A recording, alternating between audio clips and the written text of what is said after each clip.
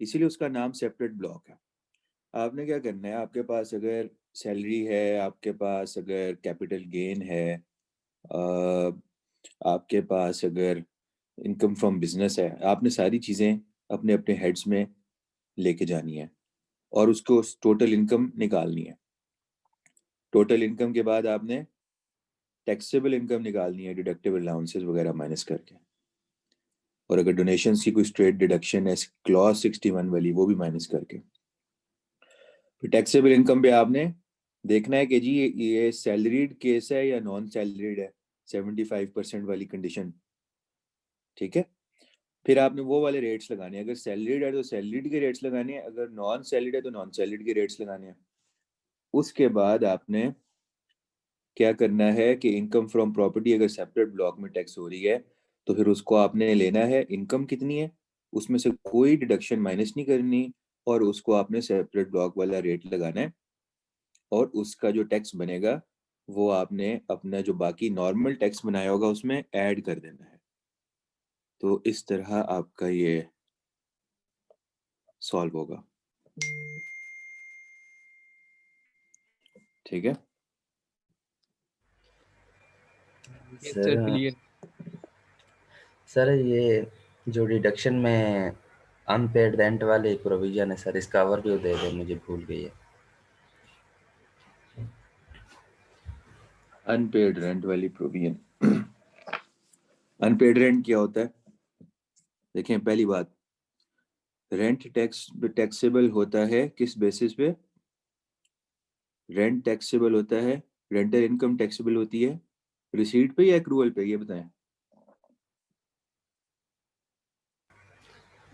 Sir check करें। Receipt receipt पे sir.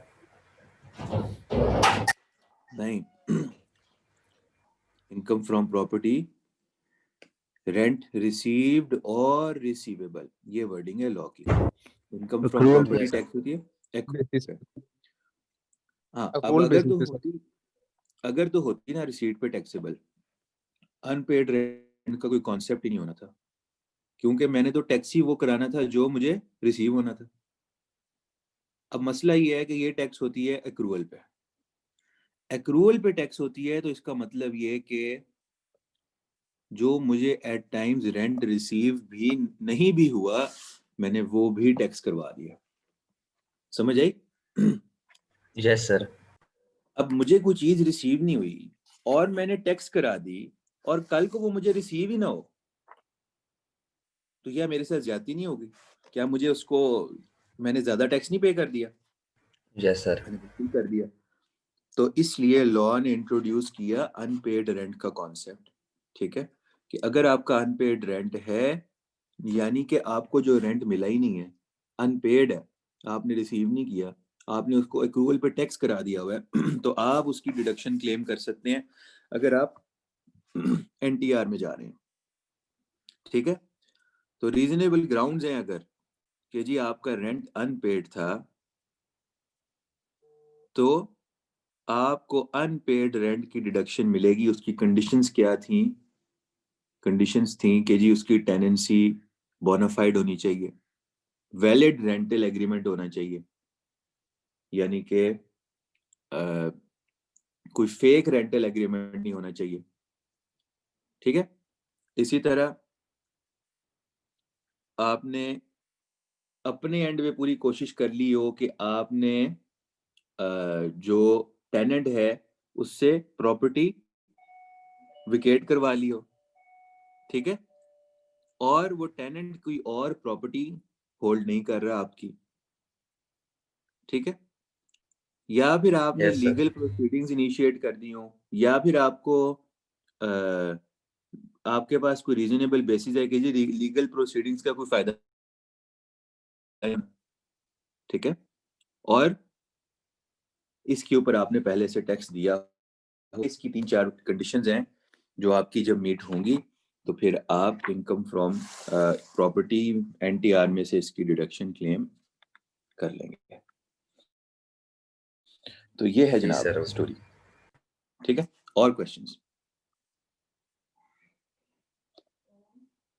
और कोई क्वेश्चन है तो बताएं।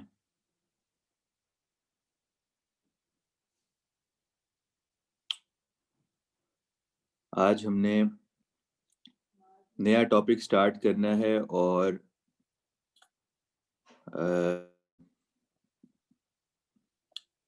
अभी जो हमने रिसेंटली चीज़ें डिस्कस की हैं उनमें से अगर आपके कोई क्वेश्चन हैं तो वो इसलिए मैं कह रहा हूँ डिस्कस करें, नहीं तो फिर हम मूव ऑन करते हैं आज के टॉपिक पे। इंटरेस्टिंग है जी, सेल्स टैक्स आप लोग होपफुली एंजॉय करेंगे। सेल्स टैक्स में आप बोर नहीं होंगे।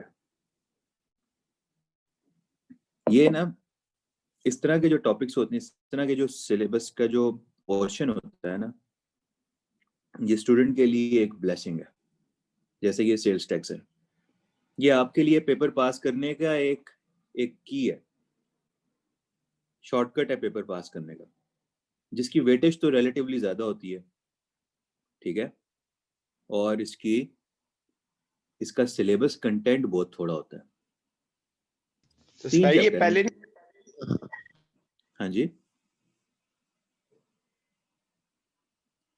क्या कह रहे हैं, पूछें। कह रहा हूँ ये पहले नहीं करना चाहिए था, ये 3 चैप्टर ज्यादा वेटेज थे। नहीं, इसका उसका ये फायदा, उसका ये है कि कुछ आपके कॉन्सेप्ट्स इनकम टैक्स में अब बन गए हैं ना, तो वो आपको हेल्प कर जाएंगे सेल्स टैक्स समझने में। तो करने में फर्क नहीं पड़ेगा, आप ये इंशाल्लाह आपको ज़्यादा टाइम नहीं लगेगा इसको करने में, आपको इंशाल्लाह समझ आ जाएगा। तो कुछ चीज़ें वहाँ पहले क्लियर हो जाती हैं इनकम टैक्स में, क्योंकि आप डिटेल से देख लेते हैं, और क्योंकि कोर सब्जेक्ट आपका इनकम टैक्स ही है, मतलब कि ज़्यादा वेटेज तो उसी की है, तो इसलिए उसको प्रायोरिटी हमें देनी पड़ती है। तो ये आपके लिए एक जो है ना बेनिफिशियल एरिया है, जिसका आप पूरा बेनिफिट उठाएं। तैयारी करने के लिए किसी भी सब्जेक्ट में जिस जिस टॉपिक की एक रीजनेबल वेटेज है 20%, 30%, और उस टॉपिक का सिलेबस कंटेंट थोड़ा है, ये प्रिंसिपल आप याद रख लें। फाइनल लेवल तक आपने वो एरिया नहीं छोड़ना, खास तौर पे फाइनल में।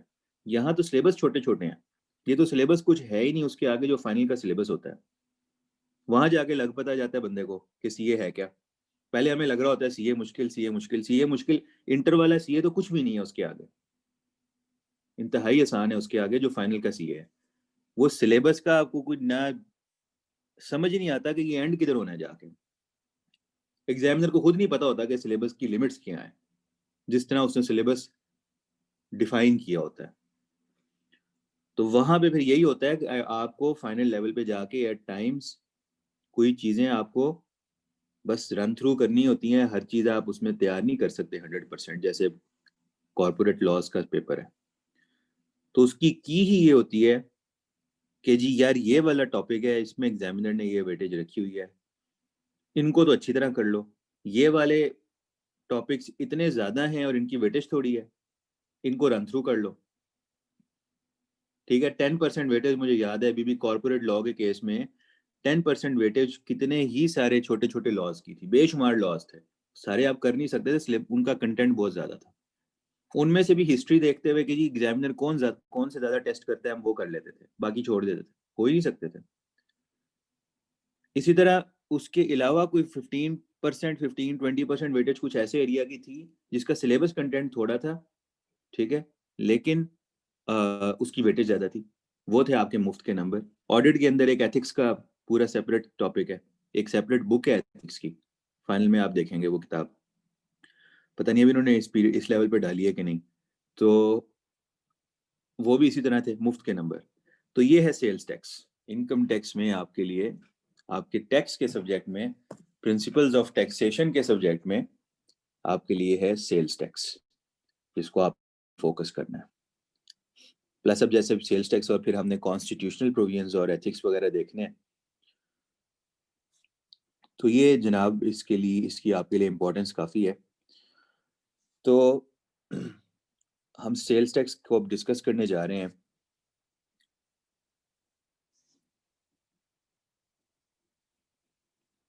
सबसे पहली बात, सेल्स टैक्स है क्या। मैं आपको कहूँ सेल्स टैक्स को डिफाइन करें, क्या कहेंगे? कोई सेल्स टैक्स को डिफाइन कर सकता है? सर जो हम चीज़ें बेचते हैं उनके ऊपर टैक्स उनके ऊपर टैक्स, बिल्कुल ठीक है। जो हम चीजें बेचते हैं उनके ऊपर टैक्स लगता है, यानी सेल्स पे टैक्स लगता है, ऐसे ही। क्या ये सेल्स टैक्स मैंने देना है जो चीजें बना रहा है? सबने देना है सर, जो बना रहा है और जो खरीद रहे, दोनों ने देना है।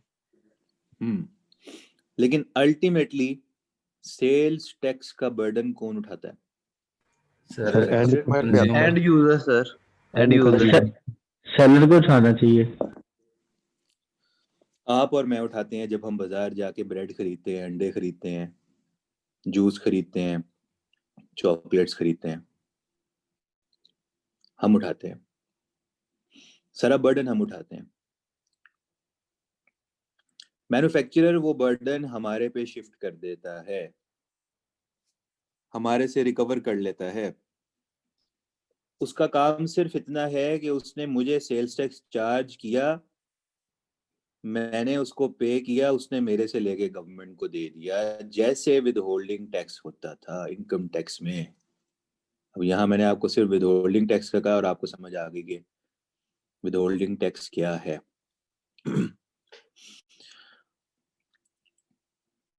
सेल्स टैक्स हमने पढ़ा था, इनडायरेक्ट टैक्स की एक कैटेगरी है, मशहूर कैटेगरी है।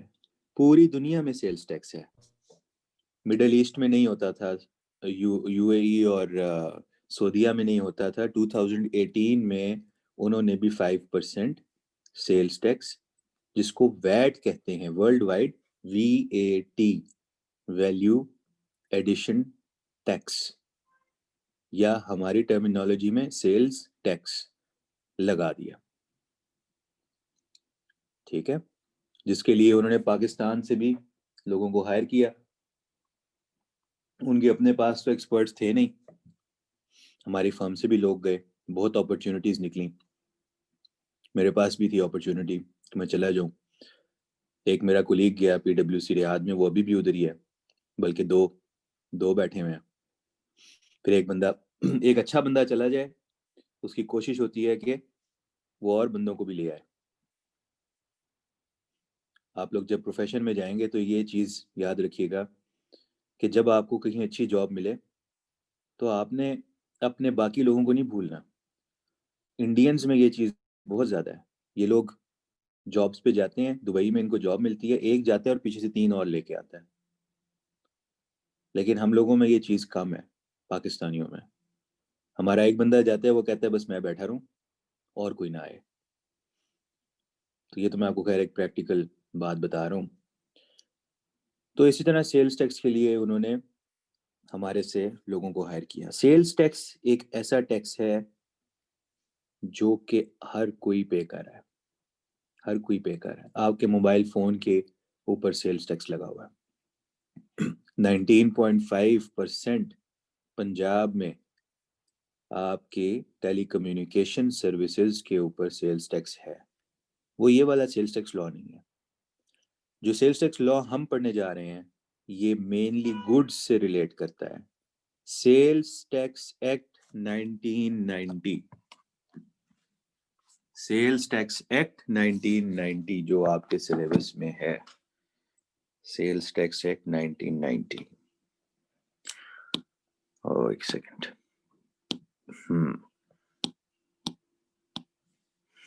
ठीक है। कौन सा लॉ? हाँ जी सर सेल्स टैक्स तो सेलर को नहीं बेयर करना चाहिए, तो ये गलत नहीं है कि वो हम पे सारा बर्डन डाल देता है? किस सेलर को पे नहीं करना चाहिए है ना, ये कह रहे उसे हैं? उसे करना चाहिए ना। एक सेकंड मैं आपको एक्सप्लेन करता हूँ। अभी जब मैं सारी आपको एक बैकग्राउंड, एक ब्रीफ आउटलाइन देता हूँ ना इसकी, फिर ये पॉइंट्स आपके डिस्कस करते हैं। आपके कुछ क्वेश्चंस खुद ही एड्रेस हो जाएंगे इंशाल्लाह। स्क्रीन आ रही है ना आपके पास? Yes sir. अच्छा, ये सेल्स टैक्स एक्ट है 1990। ये किस पे लगता है? ये लगता है गुड्स पे, गुड्स पे, प्लस लगता है सर्विसेज पे। लेकिन ये सर्विसेज कौन सी हैं? सिर्फ जो इस इस्लामाबाद में होती हैं, बल्कि उसका भी एक इसके साथ एक और एक्ट है, ये वाला गुड्स पे है, और इसके लिए इसने ICT इस्लामाबाद कैपिटल टेरिटरी का एक सेल्स टैक्स का सर्विसेज वाला एक्ट भी निकाला हुआ है। ये आपकी इंफॉर्मेशन के लिए मैं आपको बता रहा हूँ। आपका मेन एरिया होगा गुड्स। इसके अलावा पंजाब में sales tax on services act 2012 है, ये पंजाब में सर्विसेज पे लगता है। फिर है जनाब Sindh sales tax on services act, ये है 2011, एक साल पहले आया था पंजाब से, ये सिंध में सर्विसेज पे लगता है। 18th अमेंडमेंट जो आई थी कॉन्स्टिट्यूशन में, 18th अमेंडमेंट, उसने प्रोविंसेस को राइट्स दे दिए थे सर्विसेज को टैक्स करने के। हर प्रोविंस ने अपना लॉ निकाला, सबसे पहले सिंध ने, फिर पंजाब ने, फिर इसी तरह खैबर पख्तूनख्वा फाइनेंस एक्ट कहते हैं उसको, और फिर Balochistan sales tax on services act, ठीक है, उसका भी आया, ये मेरे ख्याल से 2015 में आया था जाके। KPK वाला भी शायद इसके अराउंड ही कहीं आया है। तो ये हमारे सर्विसेज से गवर्न करने वाले सेल्स टैक्स के लॉज हैं। अच्छा, ये सारी एक ओवरव्यू है इंफॉर्मेशन। अब हम बात कर रहे हैं सेल्स टैक्स की, और भी आपके एक क्लास फेलो ने भी कहा है कि हमारे से क्यों रिकवर कर रहे हैं, ये तो मैन्युफैक्चरर को भी देना चाहिए। देखें, सबसे पहले सब कॉन्सेप्ट क्या है यहाँ पे। अभी तक हमने पढ़ा इनकम टैक्स। इनकम टैक्स किस पे होता है? इनकम पे, इनकम पे, इसीलिए उसको कहा जाता है वो है डायरेक्ट टैक्स। सेल्स टैक्स किस पे लग रहा है? इनकम पे तो लग ही नहीं रहा, किस पे लग रहा है? सेल। डायरेक्ट चीजों पे इनडायरेक्टली आपको टैक्स देना पड़ रहा है। पे तो आप अपनी इनकम में से ही कर रहे हैं ना, जो कमा रहे हैं उसमें से ही दे रहे हैं ना, दे अपनी इनकम में से रहे हैं, लेकिन आपका ये टैक्स आपकी इनकम पे कैलकुलेट नहीं हो रहा। एक रेडी वाला जो है बेचारा, जिसकी साल की इनकम शायद 1.5 लाख की हो और टैक्सेबल ब्रैकेट में ना आती हो, या लाख रुपए ही हो, तो वो समझेगा कि उसकी बड़ी इनकम है। वो भी जब बाजार से जाके कपड़े खरीदेगा तो उन पे सेल्स टैक्स दे रहा होगा, ठीक है। बच्चों के लिए चीजें लेगा, कोई खिलौने खरीदेगा, कुछ भी खरीदेगा, वो सेल्स टैक्स दे रहा होगा। तो उस पे तो कोई टैक्स लगता नहीं था, उसकी इनकम तो टैक्सेबल थी नहीं, लेकिन सेल्स टैक्स वो भी पे कर रहा है। ये एक सेपरेट कॉन्सेप्ट है जो कि पूरी दुनिया में बड़े अरसे से इंट्रोड्यूस हो गया हुआ है। गवर्नमेंट ने ये एज्यूम किया सेल्स टैक्स लगाते हुए कि जो बंदा कंजम्पशन कर रहा है, कोई चीज खरीद रहा है, उसके पास जाहिर बात है खरीदने के पैसे हैं तो वो खरीद रहा है, तो मैं इनडायरेक्टली उसको टैक्स लगा लूं यहाँ से अपने रेवेन्यूज कलेक्ट करने के लिए और गवर्नमेंट के खर्चे उठाने के लिए। अच्छा, अब कॉन्सेप्ट थोड़ा सा समझें। सेल्स टैक्स आपने कहा किस पे लगता है? सेल्स पे। जब आपने सेल की, उसके ऊपर आपने सेल्स टैक्स लगाया। सेल आप क्या करते हैं? जो गुड्स एक बिजनेस बनाता है, ये एक बिजनेस है, लेट्स से, ठीक है, ये एक मैन्युफैक्चरर है, ठीक है, और ये मैन्युफैक्चरर जब कोई इसकी ये प्रोडक्शन लाइन है, वहाँ पे प्रोडक्शन हो रही है, ठीक है, जो भी है सिस्टम इसका, इसके पास पूरी मशीनरी, पूरा सेटअप लगा हुआ है जहाँ पे कंस्ट्रक्शन होती है प्रोडक्शन लाइन पे, ये क्या करता है? गुड्स परचेज करता है ना, ये करता है रॉ मटेरियल परचेज, और ये क्या करता है, उसको बना के फिनिश गुड्स की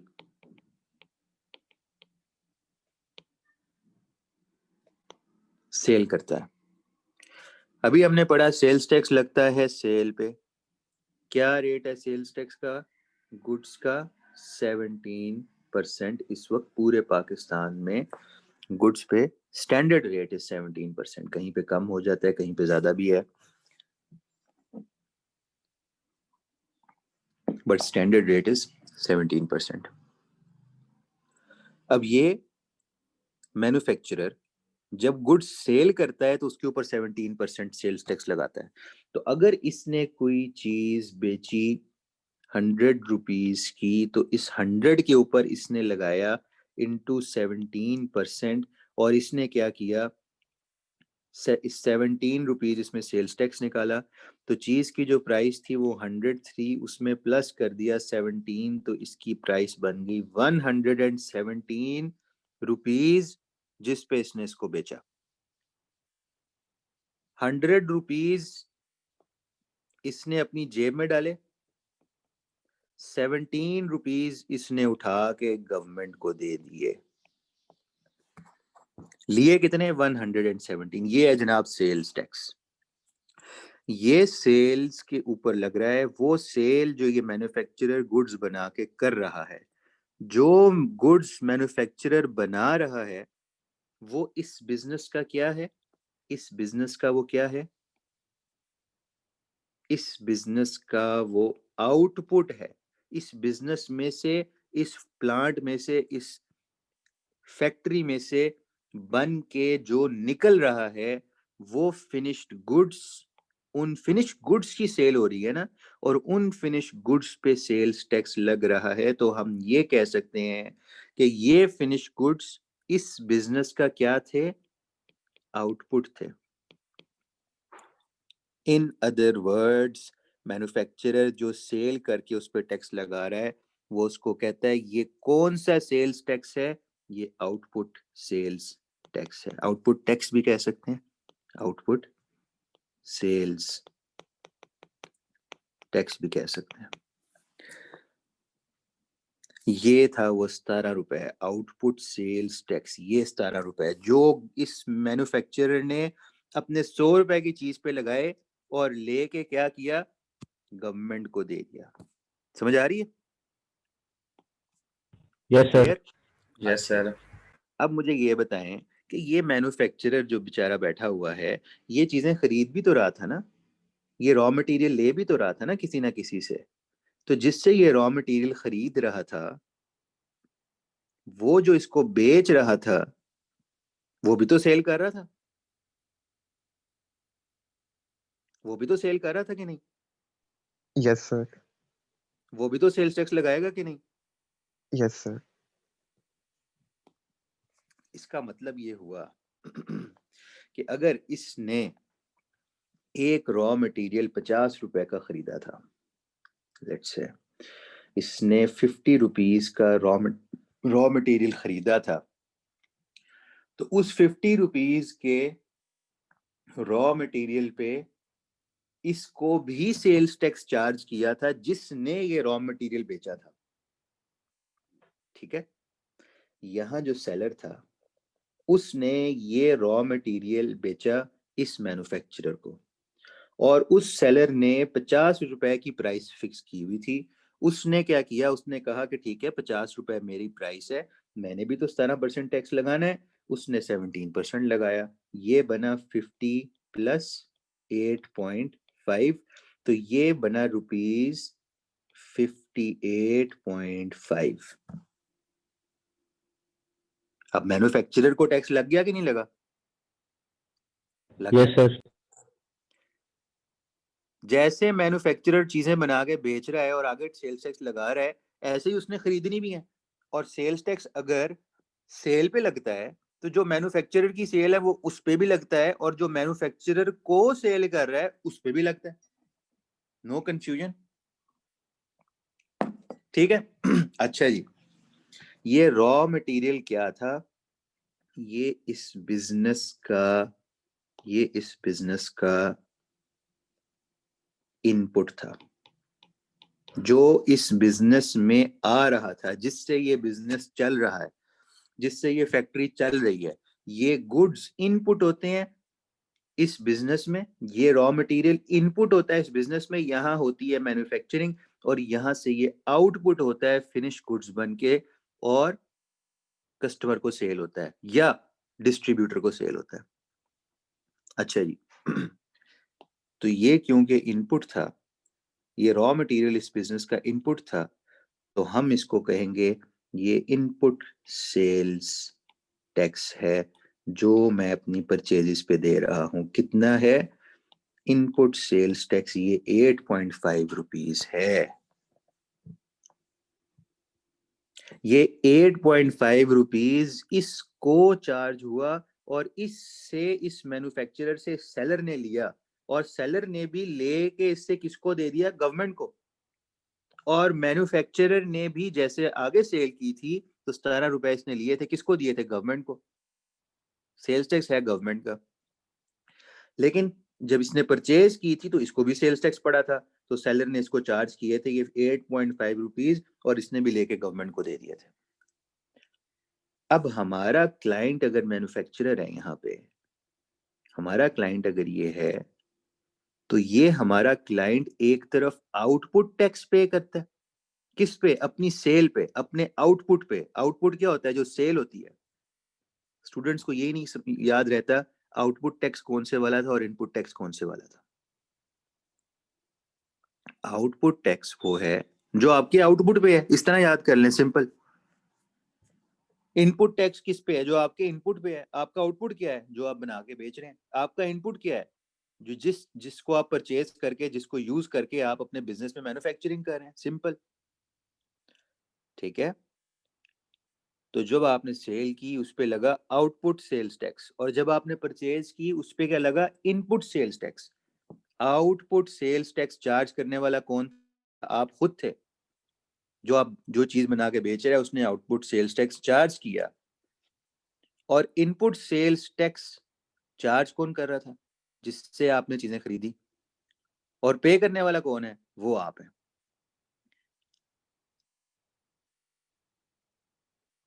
समझ आ रही है? Yes, sir. मुश्किल बिल्कुल भी नहीं है ये। ठीक है। अच्छा, अब होता क्या है कि ये जो मैन्युफैक्चरर है, ये मैन्युफैक्चरर कहता है कि सेल्स टैक्स की लायबिलिटी किस पे है? एंड कंज्यूमर पे। एंड कंज्यूमर पे है कि नहीं?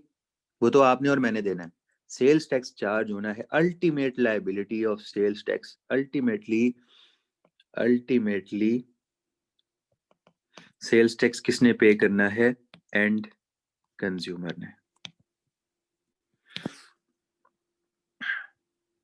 तो मैन्युफैक्चरर कहता है कि भाई ये 17 रुपए का सेल्स टैक्स मैंने कलेक्ट किया है अपनी सेल पे, लेकिन ये 8.5 रुपीज में पे भी तो कर चुका था पीछे। वो जो 8.5 रुपीज मैंने पे किया हुआ था, मुझे पीछे से सेल्स टैक्स चार्ज हुआ, इनपुट टैक्स। वो मेरी लायबिलिटी तो थी नहीं। वो किसकी लायबिलिटी है? असल में तो सेल्स टैक्स लायबिलिटी तो एंड कंज्यूमर की है, और मैं तो मैन्युफैक्चरर हूं, मैं तो कोई एंड कंज्यूमर नहीं।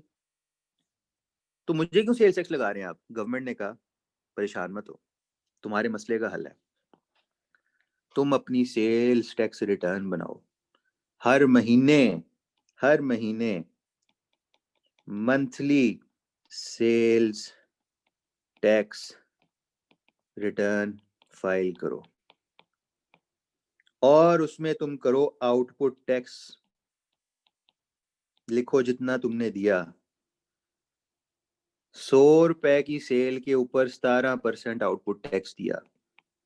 सेल इतनी थी, और सेल्स टैक्स कितना था?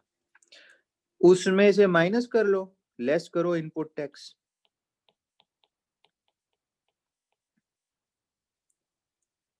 ठीक है, ये परचेज है। ठीक है, तो 50 रुपीज की परचेज के ऊपर 8.5 रुपीज का इनपुट टैक्स पे किया। लो जी, माइनस कर लो, पीछे बचा 8.5। ये गवर्नमेंट को पे कर दो। 17 रुपए पे करने के बजाय 8.5 पे कर दो। Sales tax payable. ₹17 पे करने के बजाय 8.5 पे कर दो। क्यों? क्योंकि 8.5 तो आप पीछे पे कर बैठे हो ना। आपने सेल्स टैक्स 17 पे करना था जो आपने सेल पे लगाया, लेकिन क्योंकि आपसे ऑलरेडी 8.5 सेल्स टैक्स ले लिया गया है, तो आपसे जितना सेल्स टैक्स चार्ज हो चुका है ऑलरेडी और गवर्नमेंट को पे हो गया है, जो सेलर ने कर दिया है, उतना माइनस करो, बाकी सारे का सारा पे कर दो। ये है जी आपका सेल्स टैक्स।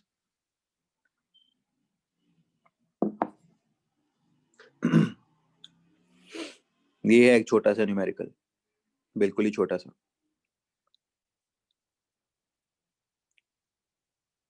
सोचें इसके ऊपर कि हो क्या रहा तो है। सर तो जो ये जो मैन्युफैक्चरर का बिजनेस है, इसने अपने बिजनेस पे इनकम टैक्स देना है वो 108.5 पे देगा? नहीं, इनकम देगा हाँ। अपनी इनकम टैक्स देगा अपनी इनकम पे। मतलब इनकम यही है ना, सेल्स का है, टर्नओवर पे हमने मिनिमम टैक्स भी पढ़ा है, एक 1.5 देते हैं हम, तो उसमें तो हाँ, ये हाँ, सेल्स टैक्स इंक्लूड होगा। वो जो है ना मिनिमम टैक्स, उसकी डेफिनेशन में उसने डाला हुआ है मिनिमम टैक्स। दो तरह के टैक्स है मिनिमम, एक नहीं है, ठीक है। एक मिनिमम टैक्स है जिसमें उसने सेल्स टैक्स को भी ऐड किया होता है और सेल्स टैक्स ऐड करके उस पर लगता है। एक मिनिमम टैक्स है जिसमें उसने सेल्स टैक्स को ऐड नहीं किया होता। आप जिसकी बात कर रहे हैं ना, सेक्शन 113, उसमें सेल्स टैक्स ऐड नहीं होना, वो 100 पे देगा। लेकिन जो एक और सेल्स टैक्स ऑन सर्विसेज है, जैसे मेरी सर्विसेज हैं, जैसे CFE मेरा टैक्स काट रहा है 10%, ठीक है। ये अगर इन पे सेल्स टैक्स होता तो वो सेल्स टैक्स ऐड करने के बाद कटना था। ये आपकी उसमें नहीं आता, सिलेबस में नहीं है, वो इसकी टेंशन ना लें, ठीक है। लेकिन as far as minimum tax 113 is concern, 1.5%, उसमें सेल्स टैक्स नहीं, उसने आपने 100 की अमाउंट के ऊपर इस केस में 1.5 पे करना है, ठीक है। ये एक जो बहुत बड़ी बहस है। हमारा कंसल्टेंट्स का ये व्यू है, सेल्स टैक्स के ऊपर मिनिमम टैक्स नहीं होना चाहिए, ऑल्दो गवर्नमेंट ने लगाया हुआ है, क्योंकि सेल्स टैक्स तो मेरी इनकम ही नहीं है ना। आपने टैक्स करना है मेरी इनकम को करें,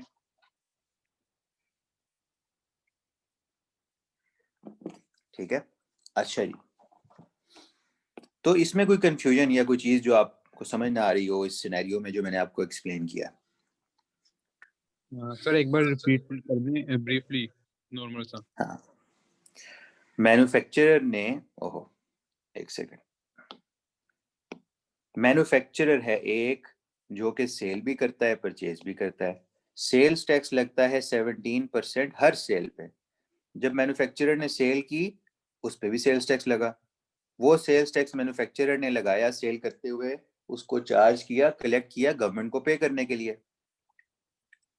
100 की इसने गुड्स बेचे, 17% सेल्स टैक्स लग गया, 117 पे इसने आगे सेल किया। मैन्युफैक्चरर को बिजनेस करने के लिए रॉ मटेरियल्स भी खरीदने हैं। रॉ मटेरियल्स खरीदता है ये सेलर से, जो इसको सेल कर रहा है, ठीक है। मैन्युफैक्चरर का सप्लायर है, ठीक है। उसने इसको 50 रुपए का अगर कोई रॉ मटेरियल बेचा है तो उसने भी 17% सेल्स टैक्स लगाया, तो 50 का 17% बना 8.5, तो इसको गुड्स पड़े 58.5 के।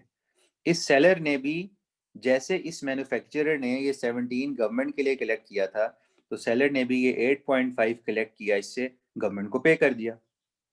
अब मैन्युफैक्चरर जो है वो अपनी सेल पे यानी आउटपुट पे, बिजनेस के आउटपुट पे आउटपुट टैक्स पे कर रहा है, और अपने रॉ मटेरियल पे यानी बिजनेस में जो इनपुट हो रहा है उसके ऊपर इनपुट सेल्स टैक्स पे कर रहा है। अच्छा, output sales tax manufacturer sale करते हुए चार्ज कर रहा है किसको? अपने कस्टमर को, और इनपुट सेल्स टैक्स मैन्युफैक्चरर पे कर रहा है, ठीक है। अब आउटपुट सेल्स टैक्स इसने चार्ज किया और 17% लगा के ले लिया, और इनपुट सेल्स टैक्स 8.5 ये पहले से पे कर बैठा था। तो मैन्युफैक्चरर ने कहा कि भाई सेल्स टैक्स की जो अल्टीमेट लायबिलिटी है वो एंड कंज्यूमर की है, मेरी नहीं है। तो क्योंकि मैं ऑलरेडी 8.5 पे कर चुका हूं, मैं ऑलरेडी 8.5 पे कर चुका हूँ, तो मैंने जो 17 कलेक्ट किया है उसमें से मैं 8.5 को माइनस करूंगा, बाकी 8.5 गवर्नमेंट को दूंगा, क्योंकि ये वाला 8.5 वो था जो मेरा टैक्स काटा गया था, और मेरे पे तो सेल्स टैक्स नहीं लगता। लगता किस पे है? एंड कंज्यूमर पे लगता है। देना किसने था? एंड कंज्यूमर ने देना था। ये 8.5 दिया किसने है? मैन्युफैक्चरर ने दिया है। वो कहता है मैं क्यों दूं, मैंने तो नहीं देना था सेल्स टैक्स। सेल्स टैक्स तो एंड कंज्यूमर ने देना था। गवर्नमेंट ने कहा ठीक है, तुम आउटपुट टैक्स में से इनपुट टैक्स को माइनस कर लो, जो तुमने इनपुट पे कर दिया वो डिडक्ट कर लो, और बाकी मुझे पे कर दो। समझ आई?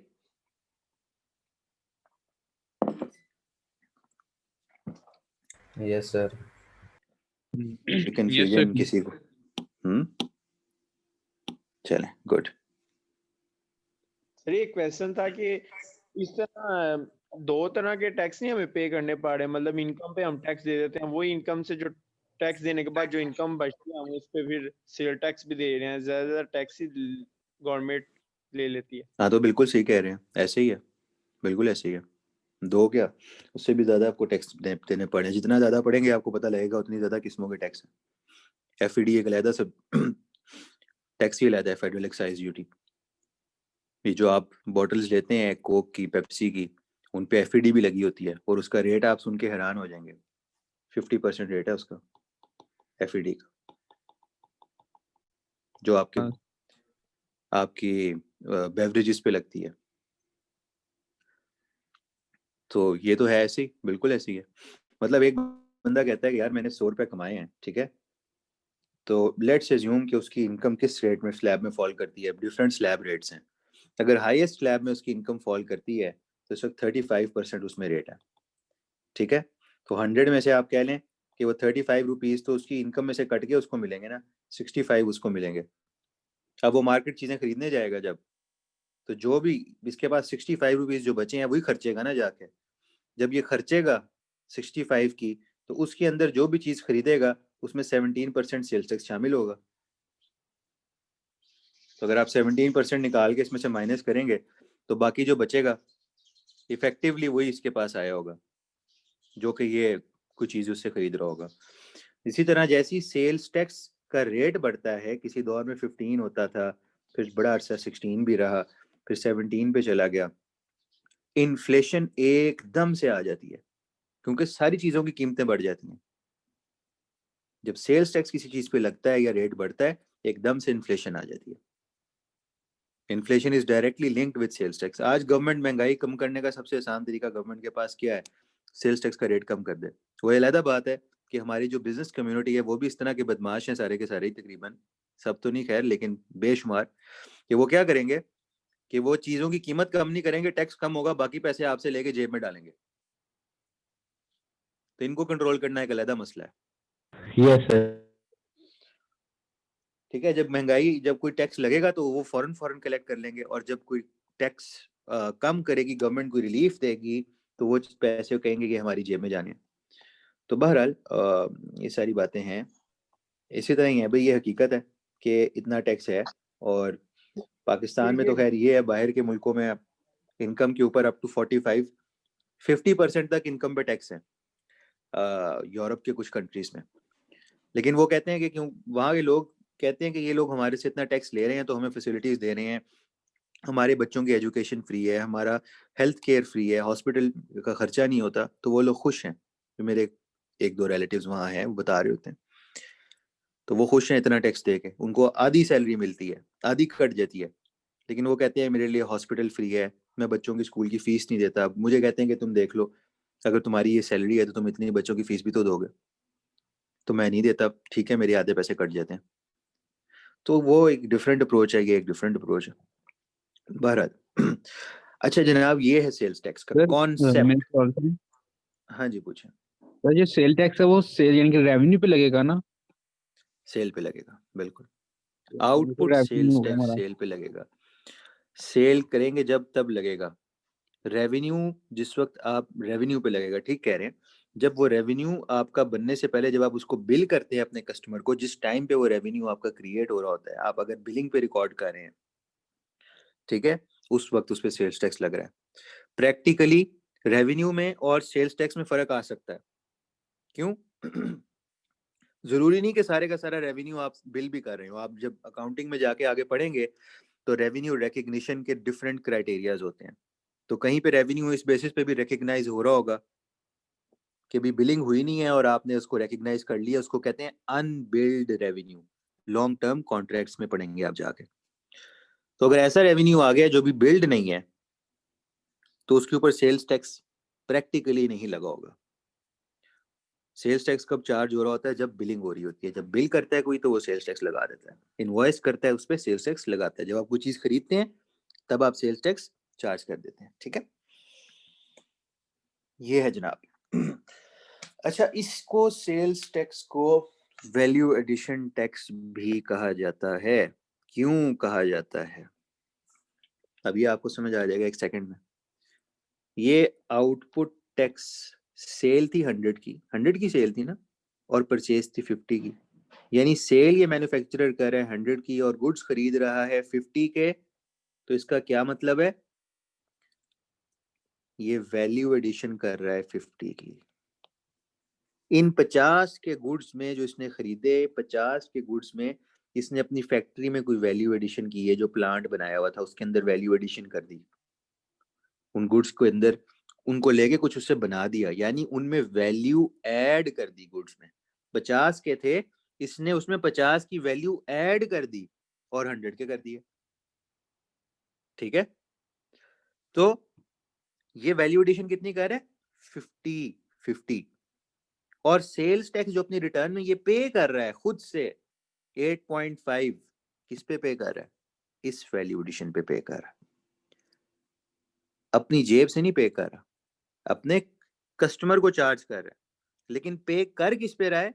इस 50 की वैल्यू एडिशन पे। इसलिए इसको VAT वैल्यू एडिशन टैक्स या वैट भी कहते हैं, इसका दूसरा नाम है। ये है जनाब सेल्स टैक्स और सेल्स टैक्स का सिस्टम, सेल्स टैक्स का कॉन्सेप्ट।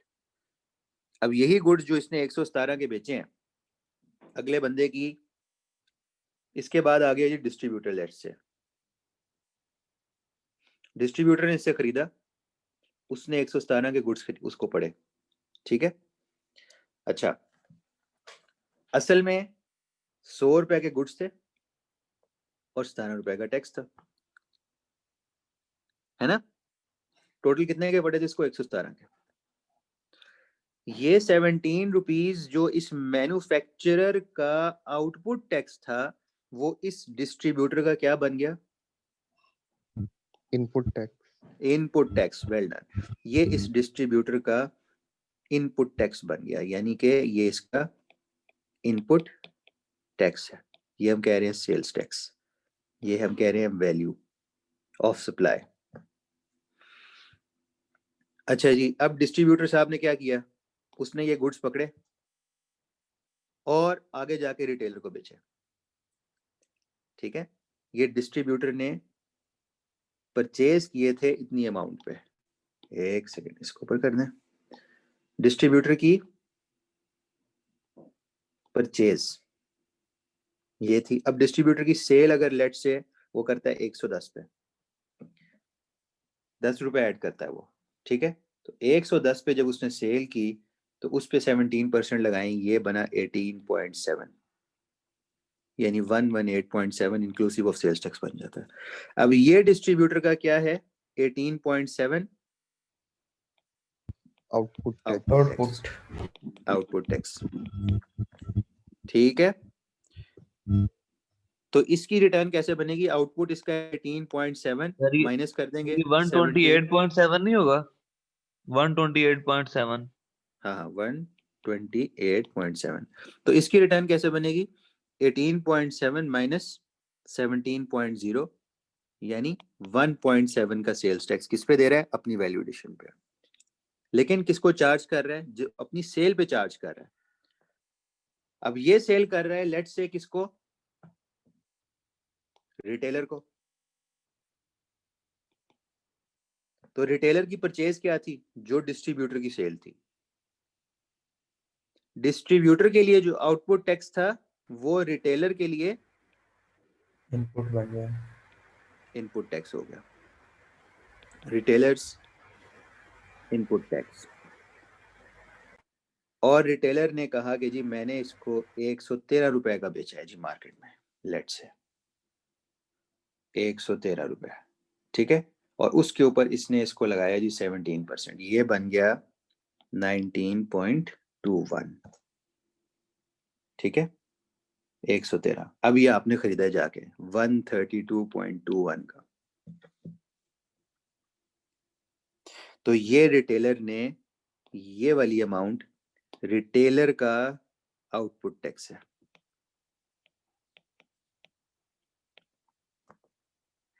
तो रिटेलर ने आउटपुट टैक्स कितना पे किया? 19.21। इनपुट टैक्स इसको कितना पड़ा? 18.7। तो 19.21 में से जब आप 18.7 निकाल दें, क्या बनता है? 0.51। ये 0.51 इसने रिटेलर ने सेल्स टैक्स पे करना था, ये पे किया रिटेलर ने। ये 1.7 पे किया किसने? डिस्ट्रीब्यूटर ने। ये 8.5 किसने पे किया था? मैन्युफैक्चरर। ये 5.8 किसने पे किया था? जरा टोटल करें इसको हम, ये देखें। सबसे पहले जो सप्लायर था ना रॉ मटेरियल का सप्लायर,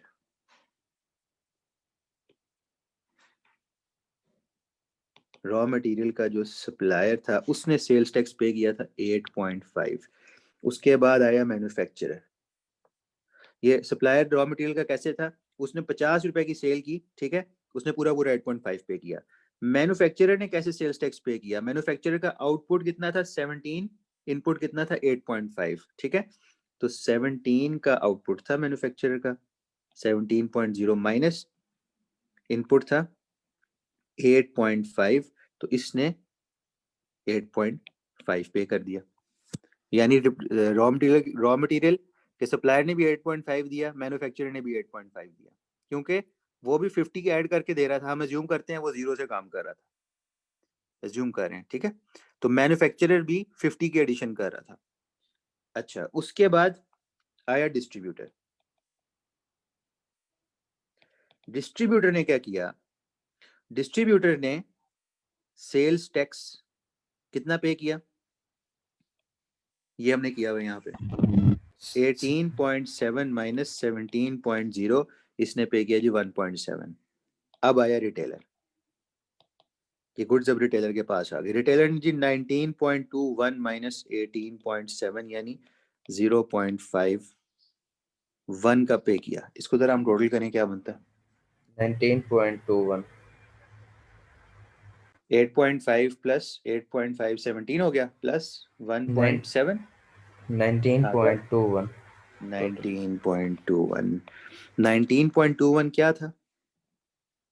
ये था ना, जो फाइनल प्राइस थी उसके ऊपर जो सेल्स टैक्स था वही था ना 19.21, जो आपको चार्ज हुआ था कि नहीं? यस ये जो 19.21 आपको चार्ज हुआ ना और आपने पे किया रिटेलर को, वो गवर्नमेंट को किस तरह जा रहा है? गवर्नमेंट को आपका पे किया हुआ इकट्ठा नहीं जा रहा, गवर्नमेंट को कुछ थोड़ा सा सप्लायर पे कर रहा है रॉ मटेरियल का, कुछ थोड़ा सा मैन्युफैक्चरर पे कर रहा है, कुछ डिस्ट्रीब्यूटर पे कर रहा है, कुछ रिटेलर पे कर रहा है। Through out the supply chain थोड़ा थोड़ा थोड़ा थोड़ा थोड़ा करके गवर्नमेंट को 19.21 जा रहा है, जो आप एंड पे इकट्ठे का इकट्ठा पे कर रहे हैं। हर बंदा आउटपुट देता था, इनपुट माइनस करता था, आउटपुट देता था, इनपुट माइनस करता था। एंड पे आ गया उसामा, और उसामा ने जाके खरीदा जूस, उसके पास कोई आउटपुट ही नहीं है, माइनस किस में से करना है उसने? उसका सारे का सारा जो सेल्स टैक्स उसने पे कर दिया, ये क्या बना? उसामा की बन गई कॉस्ट, ठीक है। और ये उसामा से किसने लिया? रिटेलर ने। लेकिन रिटेलर ने गवर्नमेंट को कितना दिया? रिटेलर ने कहा 19.21 तो मैंने चार्ज किया, 18.7 तो मैंने पे किया था, तो मैंने तो 0.51 पे करना है, ठीक है। लेकिन उससे पहले ही गवर्नमेंट डिस्ट्रीब्यूटर से भी ले चुकी थी, उसने कहा था मैंने 18.7 चार्ज किया था, 17 मैंने पे किया था, तो मैंने इसका डिफरेंस 1.7 पे करना है। मैन्युफैक्चरर ने कहा कि मैंने 17 चार्ज किया था और 8.5 पे किया था, तो मैंने इसका डिफरेंस 8.5 पे करना है। और रॉ मटेरियल जो बेच रहा था उसने कहा जी मैंने 50 का बेचा और उसमें मैंने 8.5 सेल्स टैक्स लगाया। उसने कोई पे नहीं किया था, उसने 8.5 ही पे किया था, चार्ज किया था और 0 पे किया था, तो उसने 8.5 पे करना है।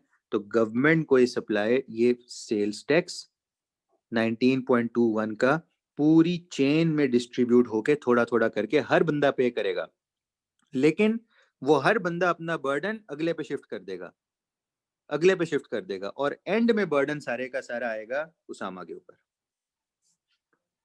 समझ आ गई है? जुलूम है सर। तो उसामा है सर क्लास में कि इसका नहीं? हमें, यस सर, सर इसका हमें टैक्स क्रेडिट मिलता है अगर मतलब जैसे हमने टैक्स पे कर रहे होते हैं सेल्स टैक्स पे? कौन सा टैक्स क्रेडिट? सेल्स वैसे पूछो, जैसे हमने इनकम में नहीं नहीं हमें क्रेडिट्स मिलते हैं। नहीं नहीं नहीं, एंड कंज्यूमर के लिए सेल्स टैक्स का कोई क्रेडिट नहीं है। सेल्स टैक्स उसकी कॉस्ट है, वो गवर्नमेंट को पे हो रहा है, ठीक है? दुकान आप वाले कह को रहे हैं जाके कि इस आउटपुट इनपुट में से कोई क्रेडिट माइनस हो जाए, नहीं नहीं नहीं, इसमें टैक्स क्रेडिट का कॉन्सेप्ट नहीं है सेल्स टैक्स में, ठीक है? Yes sir. लें जी, ये है आपका सेल्स टैक्स। अब आपको समझ आ गई है कि सेल्स टैक्स होता क्या है, अब आपको समझ आ गई है कि सेल्स टैक्स ऑपरेट कैसे होता है। ये पूरा एक सिस्टम चलता है, पूरी सप्लाई चेन में डिस्ट्रीब्यूट होता है, इसको वैल्यू एडिशन क्यों कहते हैं आपको समझ आ गई है। आपको समझ आ गई है कि आउटपुट टैक्स क्या होता है और इनपुट टैक्स क्या होता है, इनमें फर्क क्या है। सेल्स टैक्स चार्ज किस पे होता है, किसने चार्ज करना होता है, किस तरह चेन में सेल्स टैक्स डिस्ट्रीब्यूट होके थोड़ा थोड़ा करके गवर्नमेंट को जाता है, और किस तरह सारे का सारा बर्डन हर बंदा अगले पे शिफ्ट कर देता है, और अल्टीमेट बर्डन जो है वो एंड कंज्यूमर पे चला जाता है। ये है सेल्स टैक्स की स्टोरी। अब हम आएंगे अपनी बुक की तरफ। आपका कॉन्सेप्ट हो गया क्लियर। अब हम बुक की तरफ आएंगे और अब हम देखेंगे कि जी बुक क्या कहती है। एक सेकंड दे दें, इसको जरा मैं सीधा कर लूं। Scope of sales tax law and rules for registration and deregistration. Scope क्या होता है? सबसे पहले हमने इनकम टैक्स में भी स्कोप ही देखा था कि इनकम टैक्स किस पे चार्ज होता है। सेल्स टैक्स लॉ चार्ज होता है, हमने पढ़ा, सेल पे, लेकिन इंपोर्ट पे भी होता है, ठीक है? इंपोर्ट भी तो एक बाहर का बंदा पाकिस्तान में सेल कर रहा है, तो गवर्नमेंट ने क्या किया, बाहर के बंदे ने तो पाकिस्तान का सेल्स टैक्स चार्ज नहीं करना था, लेकिन सेल तो हुई है ना पाकिस्तान में, तो गवर्नमेंट ने इंपोर्ट पे टैक्स लगा दिया। एक्सपोर्ट, जो बंदा गुड्स बाहर बेच रहा है वो एक्सपोर्ट कर रहा है, एक्सपोर्ट पे भी सेल्स टैक्स होता है।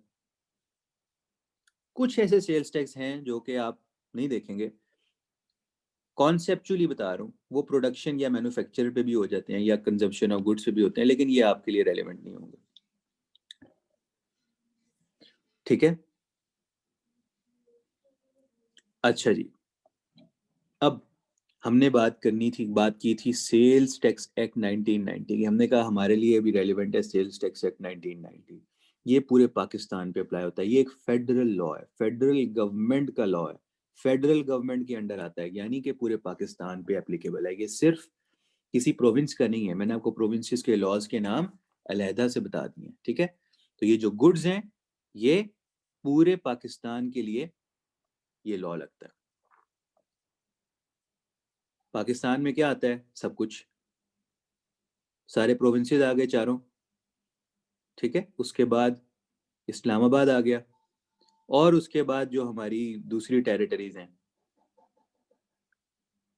जैसे कि फाटा वगैरह, तो ये सब आ गया,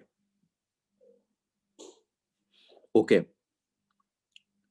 अब टैक्स की डेफिनेशन जो हमने इनकम टैक्स में पढ़ी थी तकरीबन वही है सेल्स टैक्स में, नो डिफरेंस। टैक्स के अंदर क्या शामिल है?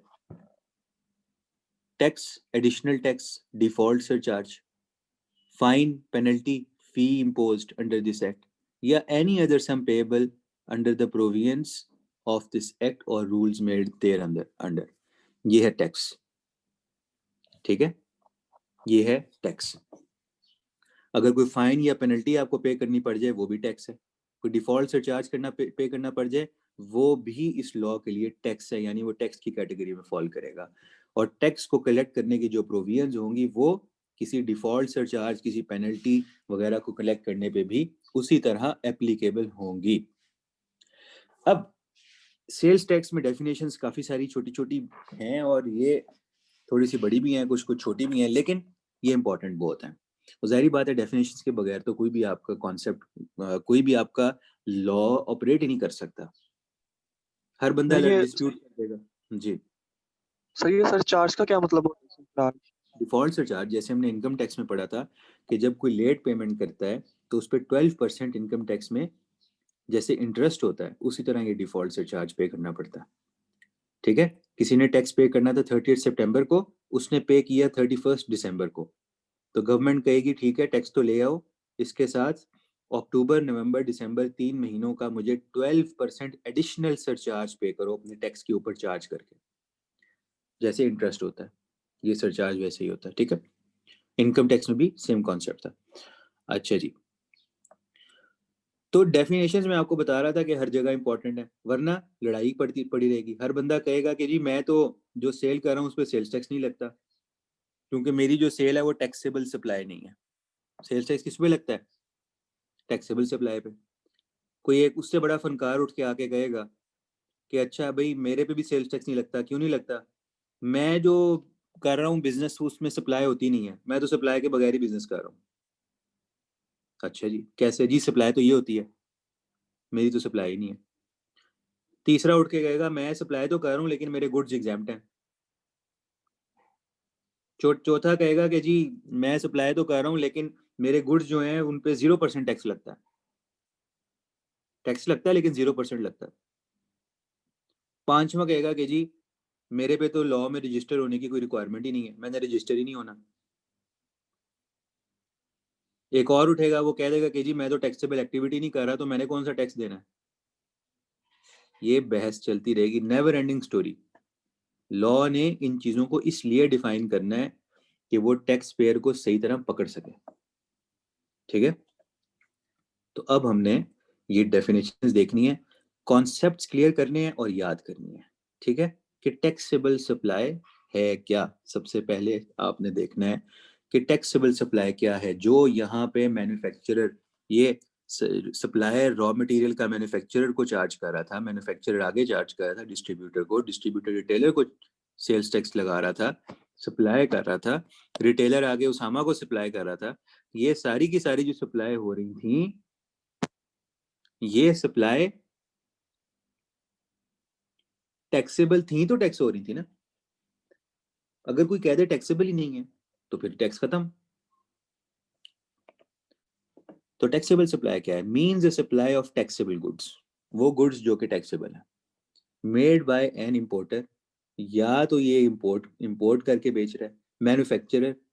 ठीक है, आप एज्यूम कर सकते हैं कि हमारी डेफिनेशन, हमारी एग्जांपल में ये सेलर था, इसने ये गुड्स इंपोर्ट किए हुए थे, तो made by an importer let's say, या मैन्युफैक्चरर, या होलसेलर। डिस्ट्रीब्यूटर से पहले एक होलसेलर भी आता है ना, जो होलसेल का बिजनेस करते हैं लोग।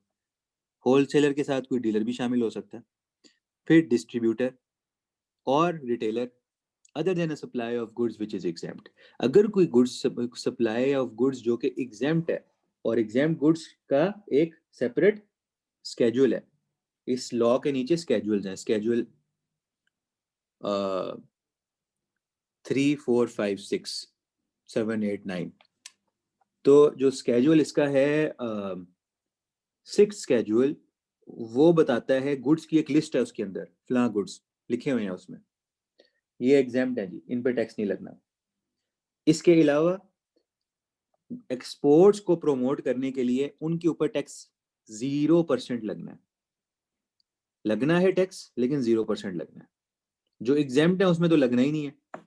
ठीक है, तो जिन पे जो गुड्स एग्जाम्प्ट हैं वो टैक्सेबल की कैटेगरी से निकल गए। और कुछ ऐसे गुड्स हैं जिन पे लगना तो है लेकिन लगना 0% है, तो हम उसको कहेंगे कि ये टैक्सेबल की कैटेगरी में तो आते हैं। Includes the supply of goods chargeable to tax at the rate of 0%, लेकिन इन पे रेट 0% है। ये हैं तो टैक्सेबल, लेकिन रेट 0% है। सेल्स टैक्स चार्ज कोई नहीं होना इस पे, लगना कोई नहीं है, लेकिन है ये टैक्सेबल।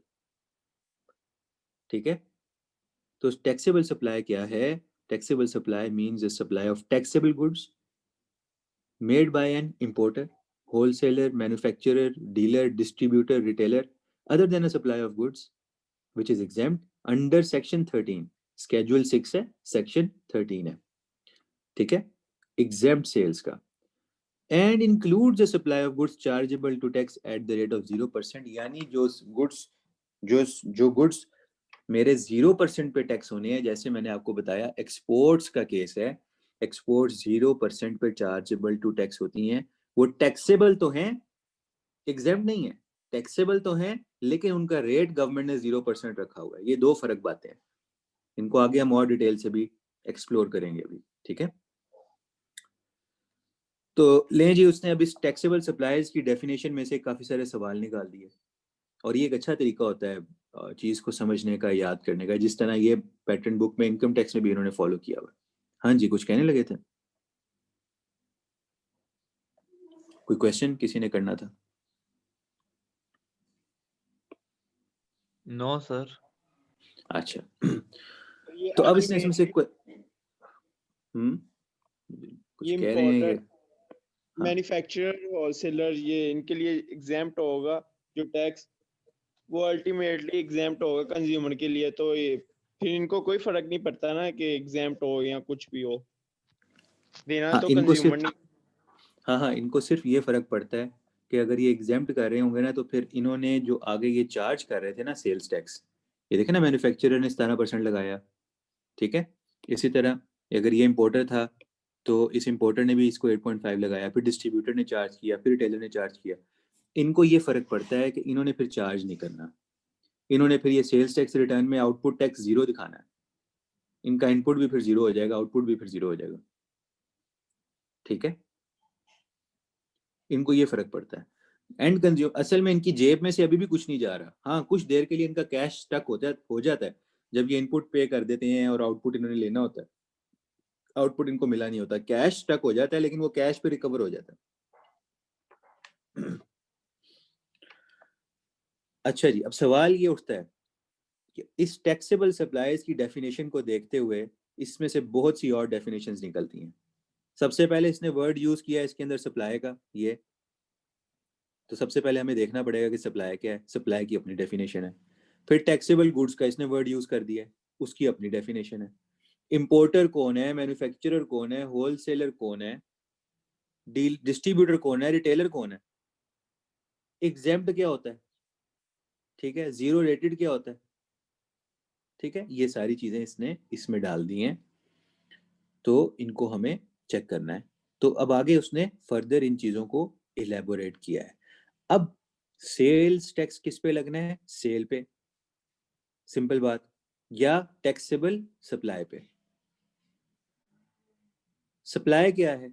टैक्सेबल सप्लाई क्या है? Mean the supply of taxable goods. अब इसमें टैक्सेबल गुड्स भी समझने वाली चीज है, सप्लाई भी समझने वाली चीज है। तो इसी तरह अब उसने आगे आपको सप्लाई की डेफिनेशन दी हुई है। ठीक है, उसके बाद आपको टैक्सेबल गुड्स की डेफिनेशन दी हुई है। टैक्सेबल गुड्स की डेफिनेशन तो बहुत आसान है, वो कहता है कि जी सारे गुड्स ही टैक्सेबल हैं, सब कुछ टैक्सेबल है। पाकिस्तान में जो चीज बिक रही है सेल्स टैक्स उस पर लगना है, सवाए उसके which have been exempted under section 13 and 6 schedule। याद रखना, ये 6 schedule आपने याद रखना है, सेक्शन 13 एंड इसके नीचे आता है 6th schedule, ये आप आगे जाके आपको नजर आ जाएगा। हो सकता है क्वेश्चन में वो आपको कह दे ये वाले गुड्स 6 schedule में फॉल करते हैं, उसका मतलब वो एग्जेम्प्ट है। ठीक है, उसका मतलब वो एग्जेम्प्ट है, 6th schedule आ जाएगा आगे। तो कहता है सारे गुड्स टैक्सेबल हैं सिवाय उसके जो एग्जेम्प्ट है, एग्जेम्प्ट जो है वो उन पे टैक्स नहीं होना। अब इसने कहा कि सारे गुड्स टैक्सेबल हैं। गुड्स क्या होते हैं? लोगों ने जिन्होंने टैक्स नहीं देना वो ऐसे ही बहाने ढूंढते हैं ना, फिर वो कहेंगे मैं जो चीज बेच रहा हूँ वो गुड्स ही नहीं है। गवर्नमेंट सर पकड़ के बैठ जाएगी, यार मैं क्या क्या डिफाइन करूं, उसको करना पड़ा डिफाइन, उसने गुड्स को भी डिफाइन कर दिया। आप कहेंगे कि मेरा मुफ्त में सिलेबस बढ़ा देते हैं ये लोग कंसल्टेंट्स, जो गलत गलत पोजीशन लेते हैं, आपके गवर्नमेंट हर चीज की डेफिनेशन डाल देती है ना। गुड्स को भी डिफाइन कर दिया उसने कहा जी गुड्स, और ये एग्जामिनर टेस्ट करता है इसको, goods include every kind of movable property other than actionable claims, money, stocks, shares या सिक्योरिटीज। बस ये चीजें इसमें शामिल नहीं है, बाकी सारा कुछ इसमें शामिल है। पैसा जो है ना वो गुड्स नहीं है, उसकी फॉर्म चेंज कर लें, या स्टॉक्स, शेयर्स एंड सिक्योरिटीज। ठीक है, शेयर्स आप मार्केट में ट्रेड कर रहे हैं, सिक्योरिटीज आपने पढ़ा है कैपिटल गेन्स में, लिस्टेड कंपनी के शेयर्स वगैरह, debentures, term finance certificates, Pakistan term certificates. ठीक है, काफ़ी कुछ इसमें आपने पढ़ा था, एक डिटेल्ड डेफिनेशन थी उसकी, वो सिक्योरिटीज़ की। ये चीज़ें टैक्सेबल नहीं है। क्लेम्स हैं अगर किसी के ऊपर कि जी मेरा इससे इतना क्लेम है, इसका मेरे से इतना क्लेम है, ये सारी चीज़ें टैक्सेबल नहीं है इटसेल्फ। पैसा इटसेल्फ टैक्सेबल नहीं है, मनी इटसेल्फ टैक्सेबल नहीं है। इसके अलावा हर किस्म की मूवेबल प्रॉपर्टी की बात हो रही है, इमूवेबल प्रॉपर्टी की बात नहीं हो रही, लैंड की बात नहीं हो रही। लैंड गुड्स में नहीं आता, लैंड गुड्स में नहीं आता। मूवेबल प्रॉपर्टी, गाड़ी भी मूवेबल प्रॉपर्टी है, उस पर भी सेल्स टैक्स है। आपका मोबाइल फोन है, आपका फर्नीचर है, आपकी हर चीज पे सेल्स टैक्स है। तो ये थी डेफिनेशन टैक्सेबल गुड्स की। टाइम थोड़ा सा तो मैंने छोटे वाली करवा दी है, सप्लाई की इंशाल्लाह हम कल देखेंगे, और फिर हम इंशाल्लाह आगे प्रोसीड करेंगे। Exempt supplies, zero rated supplies, ये चीज़ें आसान है, मुश्किल नहीं है। बस आपने समझते जाना है, साथ साथ इनको याद करते जाना है, तो इंशाल्लाह ये हमारा कॉन्सेप्ट्स आपके क्लियर होते चले जाएंगे। ठीक है, मेरा एक क्वेश्चन है मेरा। हाँ जी सर वो कैपिटल गेन से क्वेश्चन को मैं क्वेश्चन कर रहा था, जिसमें उसने सर वो फेयर मार्केट वैल्यू दी थी at a time of disposal. दो स्कल्पचर थे उसके पास, तो डिस्पोजल की दो फेयर मार्केट वैल्यू उसने दी थी, और उसके बाद सेल प्रोसीड उसने दोनों की इकट्ठी दी थी, हमें अपोर्शन करना था। तो सर वो जो class 3 divide by total multiply by common expense कौन सा होगा, जो वो उसने परचेज किया वो वाला? मुझे आपका क्वेश्चन अभी पूरी तरह समझ नहीं आया। आप यूँ करें, इसको ग्रुप में कर दें, वॉइस मैसेज कर दें, ठीक है, क्योंकि 9 से ऊपर टाइम हो गया, अगली क्लास इनकी स्टार्ट होनी होती है। तो आप करें, मैं सुन लेता हूँ, ठीक है। चलें, लेकिन एक्सप्लेन कर दीजिएगा आप क्या कह रहे हैं, ठीक है। चलें, ओके जी, थैंक यू, अस्सलाम वालेकुम।